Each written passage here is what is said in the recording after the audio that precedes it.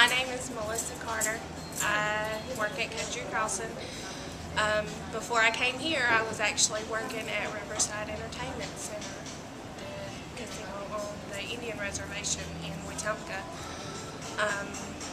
What people don't realize is I keep hearing every day how much food this place is taking out of the mouths of hungry kids in Houston County.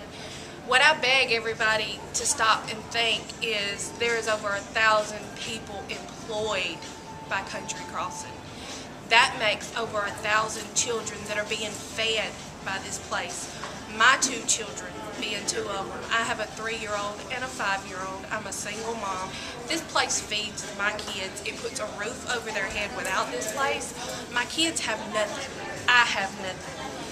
Everybody needs to stop and they need to just step back and take a look.